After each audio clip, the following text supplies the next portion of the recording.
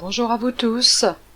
Une partie de votre programme de terminale est consacrée à l'étude de la transmission des caractères héréditaires, notamment au travers de l'analyse d'arbres généalogiques. Dans cette courte vidéo, je vous propose donc de voir ensemble quelles sont les règles d'établissement d'un arbre généalogique. Tout d'abord, voyons ce qu'est un arbre généalogique et les raisons pour lesquelles il est intéressant d'étudier ces derniers. Un arbre généalogique est une représentation graphique de la généalogie ascendante ou descendante d'un individu.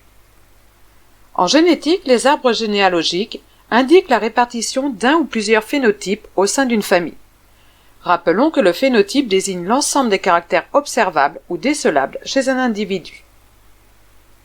L'étude d'un arbre généalogique permet de déterminer le mode de transmission des allèles impliqués, les allèles désignant, comme nous l'avons vu en classe, les différentes versions d'un même gène. L'arbre généalogique permet également de déterminer la probabilité d'apparition des phénotypes étudiés pour des enfants à naître. Voyons à présent comment lire ou établir un arbre généalogique. Tout d'abord, sur un arbre généalogique, une ligne de l'arbre correspond à une génération. Ainsi, sur cet arbre, on compte 3 générations: les grands-parents, les enfants et les petits-enfants. Les conjoints sont sur une même ligne. Les lignes de génération sont numérotées en début de ligne en chiffres romains. La génération la plus ancienne est notée grand 1 et se situe toujours au sommet de l'arbre.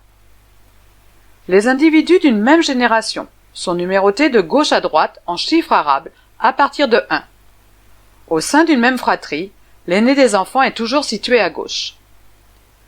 Un individu peut donc être identifié par ses coordonnées avec le numéro de sa génération suivi du numéro de sa position dans la génération.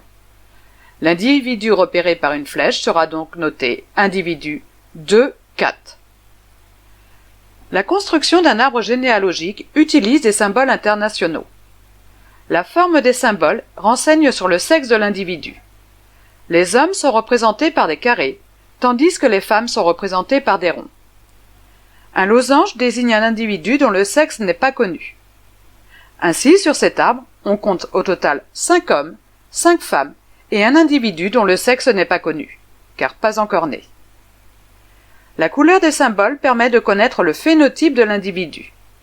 Des symboles non colorés indiquent que les individus ne possèdent pas le caractère étudié. À l'inverse, des symboles noircis indiquent que les individus possèdent le caractère étudié. Dans le cas de l'étude de la transmission d'une maladie, les symboles blancs désignent ainsi des individus sains, tandis que les symboles noirs désignent des individus malades. Lorsqu'un point d'interrogation figure à l'intérieur du symbole, ceci signifie que le phénotype de l'individu n'est pas connu. Ainsi, si dans cet arbre on s'intéresse à la transmission d'une maladie génétique, on compte 6 individus malades, 4 individus sains et un individu dont on ne connaît pas le phénotype. C'est le cas de l'individu 3,5. Notons que sur certains arbres, on peut voir apparaître un troisième type de symbole, mélangeant du noir et du blanc. Ceci signifie que les individus ont un phénotype intermédiaire. Ils présentent par exemple une forme mineure de la maladie. Pour finir, les symboles barrés représentent des individus décédés, ce qui est le cas ici de l'individu 1,2.